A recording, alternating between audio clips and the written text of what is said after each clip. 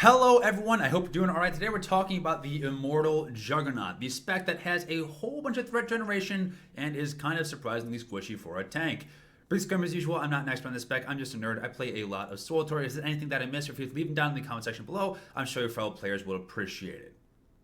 For your tertiary stats, PvE, get like 5 to 6,000 shield, dump everything else into absorb, and you should be ready to roll. For PvP, you're going to throw on a shield in the offhand, and then dump everything else into crit, and you're going to do a whole bunch of damage. You're going to be much happier that way. Cool? Good. For our Legendaries, going to go through that first. Force resistance is very boring, but it's flat up DR, which is pretty nice, and it gives us defensive stats because it's a tanking legendary. Pretty good. But Retaliator package is where the juice happens, where we get a whole bunch of retaliation over and over and over again, which is just more damage for us, which we love to see. Now you can replace the force resistance package with like a Fearless Victor if you really want to. Fearless Victor will really boost your damage, so if you're like PvPing or you just don't have the tech frags to get force resistance yet, you can totally take this. It's perfectly fine. Help boost that crit by a fair bit. It's pretty good. In terms of our tacticals, unfortunately, Grit Teeth is superior to all the other tacticals here, and Grit Teeth is a crafted tactical, which means that you're going to have to either make it yourself or you can buy it off the GTN for oogles and boogles of credits, which is kind of sad. However, it does turn a server ward from like a 2-minute 30-second cooldown into a 1-minute 15-second cooldown. It's very, very strong, so it's kind of just the best in slot here.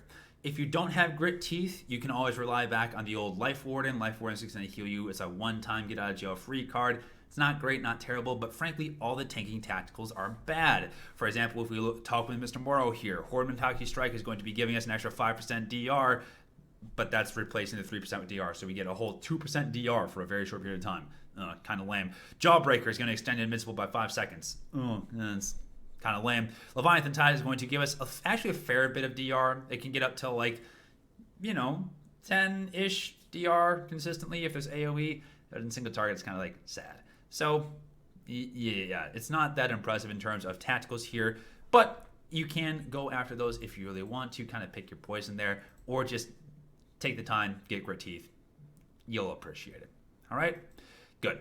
Looking over at our combat style, I personally like Taunting Strike here. It parries very well alongside with our Critical Bro that we'll be taking later. However, if you want to be playing a little bit more defensively, you can take 3 Strength. It's kind of up to you. I personally like to play a little bit more offensively, though.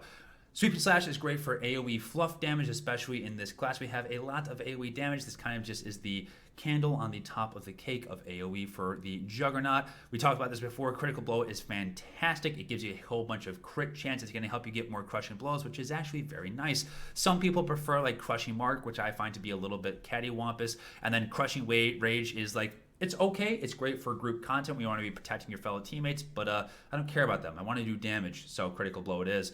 War Machine is fantastic. It's going to help give you extra threatening rages and make your threatening rage like a proper cooldown, which is actually very nice. So not great, not terrible, but I personally like War Machine. Warmonger is fantastic. It helps you get those force charges, especially in like PvP. It's pretty fantastic. War Master is great. It's going to give you a little bit of the Vicious Throw, which is pretty good. It's also going to give you a little bit of CC immunity whenever you jump. So it's pretty good. It's pretty fantastic. Saber Reflect is amazing. It helps you reflect a whole bunch of damage. It helps you build a whole bunch of threat. So it's just kind of the best here. And then finally, we take Through Passion to get that extra ED. Some people are like, oh, I want the extra big damage of Pooled Hatred or Crushing Fish. Just take Through Passion. Get the extra heal. Especially in this class, we don't have a lot of passive healing and recovery, so Through Passion is going to be the way to go. But that's all boring. Let's talk about getting smacked in the face because we're a tank and that is our job. To make sure that we're the ones getting smacked in the face, the first thing we're going to do is going to go into our interface editor, go to Target a Target, and make sure it's turned on. What Target does is it tells you who the target is targeting. Good. So now you can see if I say taunt this boss, he's now going to be targeting me, and I don't have to play any guessing games to say like, oh, I hope the boss is on me. No, take the guesswork out, turn on Target, and you should be good to go. We make sure the boss is hitting us by generating threat. The more threat you have, the more likely it is the boss is going to be targeting you. The last thing we want to do is to have some like idiot AP power tech jump in, do a whole bunch of damage and pull threat off us, and then turn the boss around and watch him cleave the entire group out of existence. That's sad times. We need to make sure that we have the most amount of threat, so that way the boss is actually hitting us instead of, those melee monkeys. So here's how we do that. The primary way to be generating threat is by hitting the boss and doing damage. So let's talk about Immortal damage very quickly. Immortal is a builder spender spec. So what that means is if you watch underneath my health bar, we're going to be slowly building these little yellow bubbles of rage. The more bubbles of rage that we have, the more we can spend that rage on our high damaging abilities. Essentially, we generate rage through low damaging abilities, and then we spend that rage on high damaging abilities. There are a couple ways we can be generating this rage. The first opening way is going to be through a force charge. Force charge builds 3 rage instantly, and it jumps you to the target, especially as a melee class. This is pretty darn important to us. So force charge, very easy way to generate 3 rage off the rip. The next most common way to be generating rage is through our Aegis Assault. Aegis Assault does a couple of things for us. The first thing it does is that it generates 6 rage, which is actually pretty fantastic. You can see here, oh no, I'm running out of rage, Not anymore. Aegis Assault, boop, it about fills half of your rage, which is pretty fantastic. We want to be hitting Aegis Assault anytime that we're relatively low on rage, so that way we can go through later on and do a whole bunch of damage with our other abilities. Additionally, Aegis Assault places this little Aegis Assault damage reduction on us, which reduces our damage taken by a small amount, but it has some other mechanics later. I need to let the dog in 1 second. Sorry about that. So yes, Aegis Assault generates 6 rage and increases our damage reduction and shield absorb by 3%. So not great, not terrible. Pretty good way to increase our rage though. The next on the agenda is our Threatening Rage here. Threatening Rage instantly generates 6 rage, which is very nice. And on top of that, it will damage any threatened targets. So what that means is if I use like an AoE taunt here, so if I taunt the target and then use my Threatening Rage, boop, it does like 11k to everyone that has a taunt on them. So it's a free way to be passively doing a whole bunch of damage to the area while also generating a lot of rage. It's pretty nice. Additionally, every time that you use your Threatening Rage, you're going to get your War Machine, which is going to increase your defense chance by like 10%. It's a free little DCD. It's not going to really like save you a lot of the times, but it's a great way to be passively reducing the damage that we take and do a little bit of damage along the way. The next main rage generator here is our Saber Throw. Saber Throw has a relatively long cooldown. However, it does a little bit of damage. It generates 3 rage. It's kind of like your backup rage generation option here. So if you need to, it has a 30-meter range. You can use it, boop, generate 3 rage. Not great, not terrible, but it beats a poke in the eye. Now, there may come a time when you are completely out of rage, when it's all sad, you always have Assault. This spec is kind of rage starved, so if you don't have your Aegis Assault, you don't have your Threatening Rage, you don't have a Leap, you don't have a Saber Throw, if you have to use Assault, like it's not the end of the world, but it only generates 1 rage. It's more of like a filler while you wait for Aegis Assault to come back off cooldown. It's there, you can use it, but it's just kind of like sad. All right? So, wrapping up one more time, rage generating abilities are going to be a Force Charge, boop, going to be our Aegis Assault, which is going to increase the damage reduction, which is very, very nice. And then we have our Threatening Rage, which will damage any threatened targets and increase our defense chance. And we always have our Saber Throw as kind of a backup, and if worst comes to worst, we can always use our Assault to generate 1 rage slowly but surely and kind of fill the time between actually doing damage. Now, rage generation is nice and all, but how do you actually do damage? Well, there are 5 abilities that we really care about here, and they all provide little mini buffs that, when combined all together, actually make us a rather formidable tank. Let's talk about them. The first and most important is going to be our Crushing Blow. We want to be hitting Crushing Blow pretty much on cooldown every single time. It does a couple of things for us. Assuming we have our Aegis Assault up, it's going to do AoE damage, which means that it's going to damage a whole bunch of people in the area for a lot of damage very quickly. It's also going to provide them with this impaired debuff, which is going to reduce the damage that they do with forced tech attacks. So anytime they throw a grenade, anytime they shoot lightning, they're going to do less damage, which is very nice. Additionally, it's going to enable the use of Retaliation. Now, Retaliation is usually only usable after you defend, right? So anytime you parry or anytime you deflect, it's only usable then. However, every time you use Crushing Blow, Retaliation is going to start to glow, which means that you can use Retaliation, which does a couple of things for us. For one, Retaliation has no cooldown thanks to our Retaliator package, which is pretty fantastic. It also only costs 1 rage. It also doesn't live on the global cooldown, so you can be weaving it in between your other abilities, which is pretty nice. you want to basically be spamming retaliation as much as possible. It's free damage, and it provides us with this little buff here called Blade Barricade, which is going to slightly increase our defense chance. So now we have reduced the target's damage, and we've increased our own defense chance by using retaliation. What else can we do?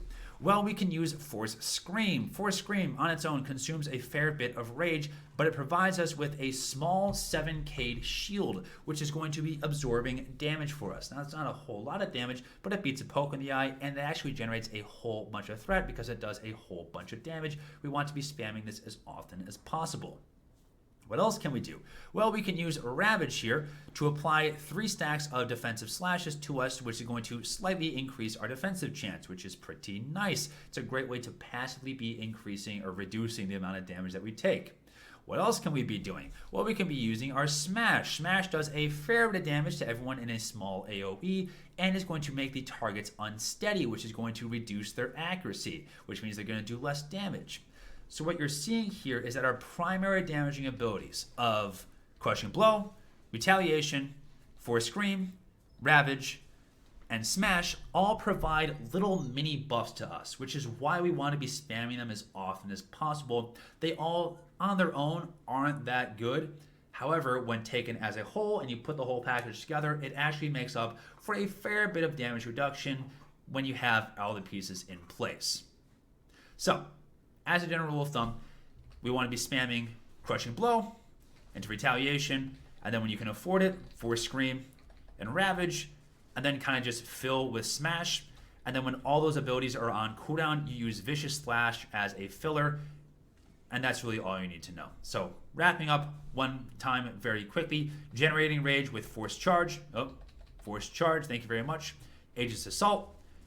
Threatening Rage, which does damage to taunted targets and increases our damage reduction, which is very nice. And we can always build with Assault if we need to.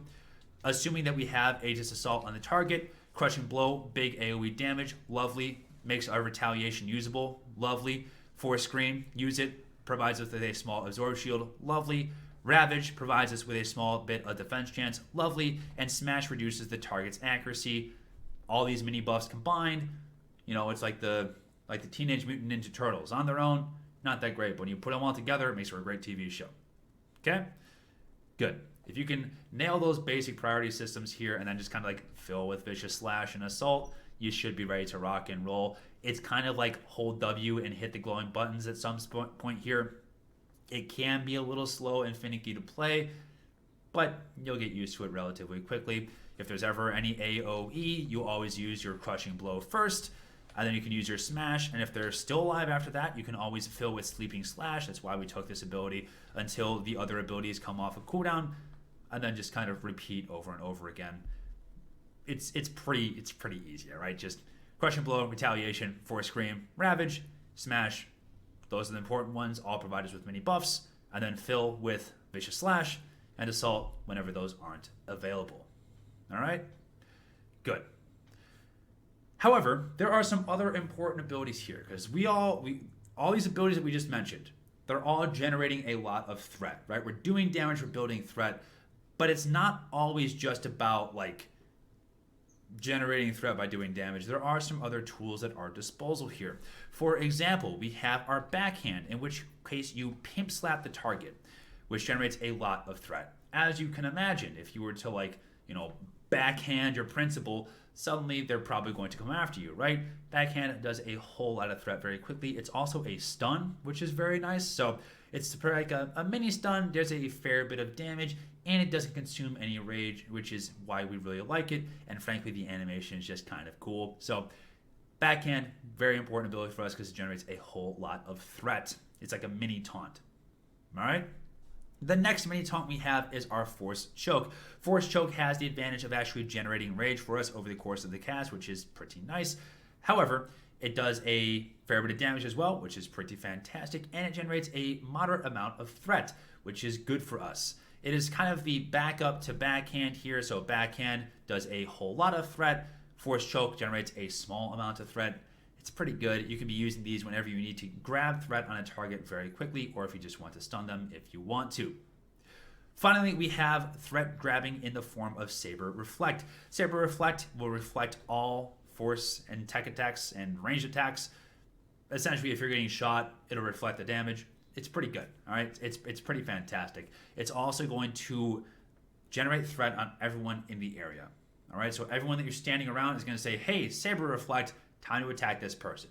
It's a great way, if you don't have a taunt available, to rip threat off of your monkey DPS who decided it was a great time to do AoE spam. Those are our 3 kind of like mini taunts in the form of, one more time, our backhand, our force choke, and then our Saber Reflect. All great ways to be additionally generating threat on top of actually doing damage. Now, we've talked about taunts, right? We've mentioned them a couple times. Taunts are our ability that we use if we either mess up or if there's a mechanic that makes the boss target someone else. How taunts work is that when you taunt the target, it will force the target to attack you for 6 seconds, right? So if I taunt the dummy here, the dummy is now forced to attack me for 6 seconds, which is nice on its own in the fact that like he's not now cleaving my entire group, which is good. But it also instantly gives you the highest threat in the group. So say like you're AFK and then your team pulls because they're, morons without you, and then the boss is targeting the Deception Sin who thinks he can tank, right?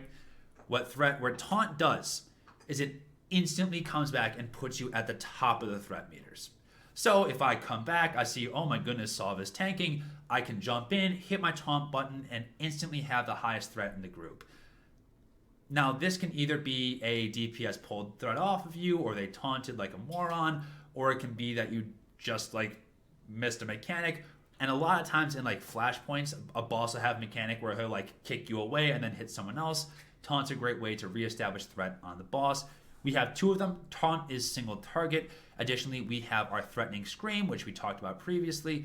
Actually, no, we didn't mention this previously. Threatening Scream taunts all the enemies in the area to attack you. It's very, very nice. And then we mentioned previously, I was getting my brain confused, Threatening Rage following this. So if the target's currently taunted, use your Threatening Rage. It actually does damage. It's nice. It generates a whole bunch of threat for us to make sure the target's attacking us at all times. It's good, all right? Save these if you either run out of threat, if they somehow pull off of you, or if there's a mechanic coming up where the boss like kicks you away, and you have to reestablish threat. It's a nice little ability, all right? Now, that's all great ways to generate threat, but we do have some ways to actually reduce the threat that we generate. For example, say this repair aspect droid is going to generate a whole bunch of threat. What I can do is I can apply a guard to him. What guarded targets do is they take 5% less damage, and it's kind of negligible, but they're also going to generate 25% less threat. Especially in a PvE environment, you want to be guarding the target that's doing the most damage, so that way it reduces the likelihood that they're going to pull off of you. So find the person that has the biggest DPS schlong and then slap guard on them, and you should be good to go. That way they're not going to like pull threat off of you. Now, brief note, in PvP, guard works a little bit different. Guard will, as obviously no such thing as threat in PvP, right? But if you guard a target, half of the player's damage will be reflected over into you. So if this repair aspect droid was getting tunneled by a whole bunch of players, I slap my guard on him and now he's taking 50% less damage. It's important to be swapping your guard around to the person that's currently taking damage, because if you just slap your guard on your buddy and then you don't help out your teammates, you're kind of throwing, because guard's the most important ability that you have. So get used to swapping your guard around to make sure that the person that's currently getting tunneled is no longer gonna like instantly die, because you'll take half that damage for them. All right? All right. Additionally, we have our Intercede. Now, Intercede is kind of rarely used, but it can be used. Intercede instantly reduces the target's threat by 20%.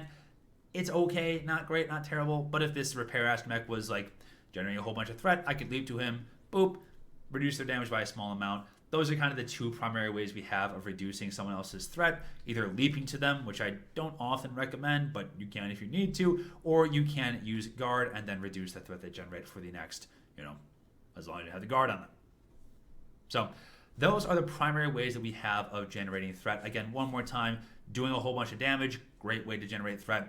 Our high threat generating abilities like our backhand and our force choke, great way to generate threat. Our taunting forces the target to attack us and instantly gives us the most amount of threat, which is fantastic. And then throwing guard on players to make sure that they're generating less threat over the course of the entire encounter. All right, so as a tank, It's not only your job to hold the boss's attention, you also need to be reducing the damage the boss does to you. The healer's job is already hard enough when they're babysitting all the DPS, so you need to be making your healer's job as easy as possible by reducing the damage that you take. Now we have, our passives that like, hey, all of our DPS abilities here are going to be giving us this little minor buffs. However, when a big hit comes, if you're, say, getting targeted by a red laser beam of death, you should probably pop a defensive cooldown. Let's talk about defensive cooldowns very quickly. The most iconic is going to be our Saber Ward. Now, Saber Ward sounds confusing. It's going to increase our melee and range defenses by 50%, and it's going to absorb 25% of force tech attacks. If you don't know what that means, melee and range defense means that anytime you are shot, anytime you are stabbed, you have a 50% chance to dodge, or to activate your defense chance. So, anytime you are stabbed, you can see it's going to show up here as like white damage. Shot at, stabbed, hit, your Saber Ward will give you a 50% chance to activate your defense and take a bunch of less damage, essentially. On the other end of the spectrum, we have a 25% absorption of force tech attacks. This is anytime someone throws a grenade on you, anytime someone shoots a lightning at you, that's considered to be force tech. A lot of times this is, red balls of death that are placed on the ground. Usually it's force tech. Force tech shows up as yellow damage, so now you know the difference between melee ranged, which is, getting stabbed or shot, which is white damage. And if you wonder why, hey, that's showing up as yellow damage. What's the difference? Because it's force tech attack, which we absorb 25% of the time whenever we use our Saber Ward. This is kind of important to start to understand, like, hey, the damage is coming from ranged attacks, I should be popping my Saber Ward, or hey, this is a tech attack, it's not going to be as effective if I pop my Saber Ward. That's getting so into the weeds, though. Just know that if you're getting shot or stabbed, Saber Ward would be very useful. If you're getting standing in circles on the ground or someone's throwing lightning bolts at you, Saber Ward still kind of useful, just not as good as you might hope. However, there is an ability that is much more generally useful in the form of Invincible. Invincible reduces the damage taken by 40% for 10 seconds. It's pretty fantastic. It's a flat 40% DR. It's very, very good. It's useful against all types of damage. We want to be popping it whenever we're about to get chunked. It's a very strong ability. Speaking of strong abilities, we have our Saber Reflect. Saber Reflect is fantastic. It reflects basically all ranged and tech damage. So if you stand in fire, you can oftentimes use a Saber Reflect and reflect that damage back to the boss. If the target's lining up like super mega sniper shot of death, you can reflect that target back at the boss. Now it's not going to reflect all the damage. It's capped at like 100 or K, or it's capped at about 100K or so. However, it's a great way to dramatically reduce the damage that you take for 5 seconds, assuming that it's ranged damage. This doesn't work against someone hitting you in the face. You can't reflect their fist back into you. Just think kind of logically. Most of the time, if as Obi-Wan could deflect this back into my face, that's what Saber Reflect is useful for. We also have some health generation mechanics here in the form of Enraged Defense, which in our current spec has a 1 minute 30 second cooldown. Enraged Defense has kind of a weird mechanic where you have to take damage for it to activate. Once you drop below 70%, you can activate Enraged Defense. You'll get 12 stacks of healing. Every time you're hit, you will heal for 20k. Most of the time, this will heal you back up to full with relative ease. So if you are taking dot damage, or if multiple players are attacking you, hit your Enraged Defense, you will heal very, very quickly. It also has a relatively short cooldown, so we can be popping it relatively liberally. Finally, we have our Endure Pain. Endure Pain is kind of a dangerous game here because it's going to temporarily increase your health by 30% for 20 seconds, and it's going to cleanse us, which is very good. Say in a Nephra, when you have to be cleansing, just pop Endure Pain, the dot will be gone. However, once Endure Pain ends, you lose the health. So you can see here, I gained 150,000 health when that happened. Fantastic, great. But I should be telling my healers, hey, I'm on Endure Pain. As soon as this buff wears off, I'm losing all that health. I don't get to keep this 500k. Once this disappears, boop, I'm going to lose all that health in the process, and you can drop to 1 health very easily if you're not being careful. So just let your healers know, hey, I'm on Endure Pain, I'm on fake health. They'll know what it means, so just let them know, all right? Because you don't get to keep that health forever. So one more time, Saber Ward, useful against getting shot or stabbed, kind of useful against force and tech attacks. Invincible, useful against anything. Saber Reflect, useful against things you can, reflect back to the boss. Enraged Defense, our Heal to Full, usable once every minute 30, and our Endure Pain, usable once every minute. Fake health, you get it temporarily, it goes away. Now, let's hop into an actual encounter and demonstrate how we use all these tools, so that way we're not like, us standing here in a starship. Let's actually demonstrate how this all would go down. As a tank, your job is pretty unfair. You have to essentially memorize all the mechanics of the boss and then pop your defensive cooldowns accordingly. You're kind of looked to as the leader of the group, even if you don't know what you're doing. So here's a couple things we can keep in mind as we're, leading the group. Fake it till you make it. For the most part, people don't really understand tank mechanics, and a lot of times you can kind of learn on the go. Just be paying attention what the boss is actively doing. They usually go in cycles. There's not a lot of like unique animations. So if you see, big ball of death, it hits you like a train. Next time you see it coming, probably pop a defensive cooldown. Fortunately, most people don't know tank mechanics, so you can kind of fake it till you make it. Secondly, if you ask like, hey, I haven't done this before, what do I need to know? Most people will have like the general idea of what the tank needs to do, so you can ask either fellow members of your guild or ask the people in your current team, and most of them will be like, hey, just like stand over here and you should be fine.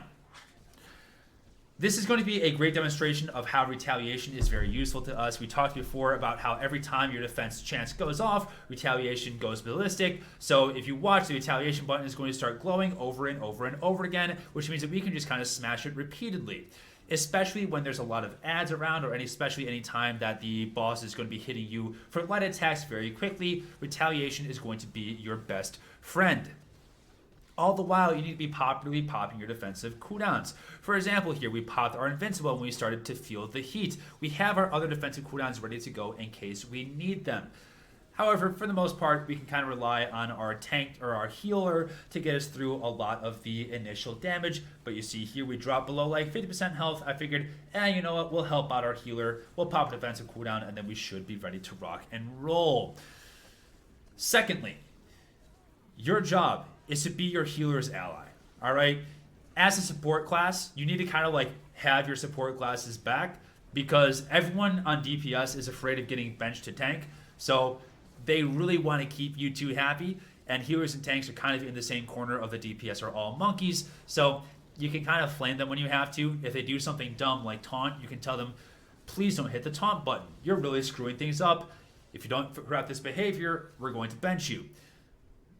What are they going to do? Find a new tank? They're not going to. All right? No one wants to play tank.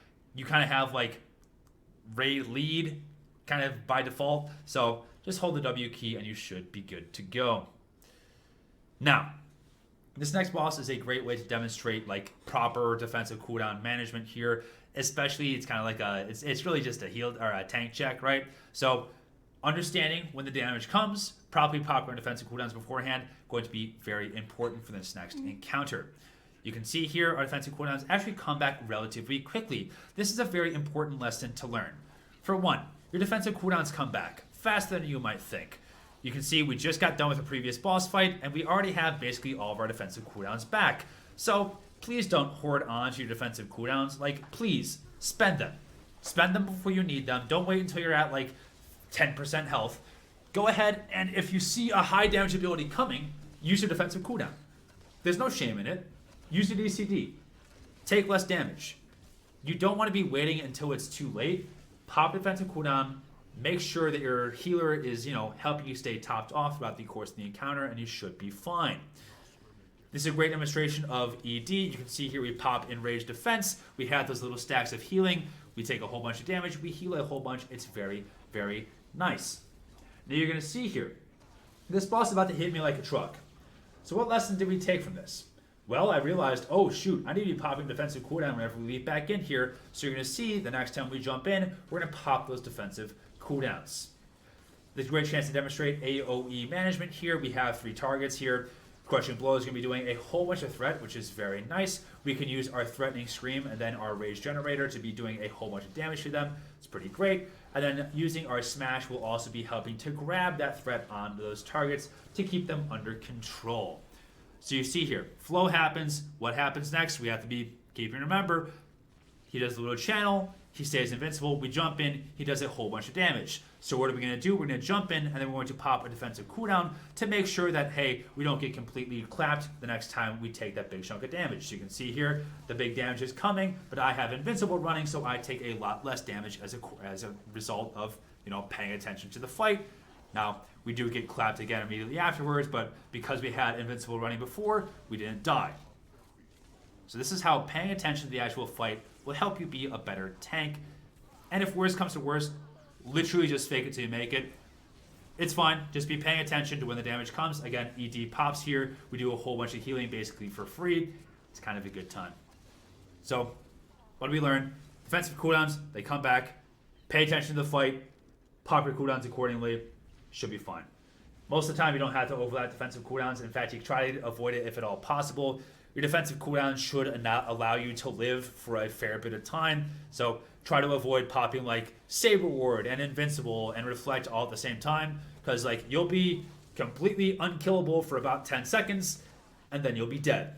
So just little things we can learn along the way. If you have any questions, comments, complaints, concerns, conundrums about your tanking skills, feel free to leave them down in the comments below. I hope this guide was helpful for you as we go about, doing the job that no one else wants to do because they're all babies and they can't handle actual responsibility. Hope you guys have a fantastic day. Like, comment, and subscribe, and I'll see you later. Bye.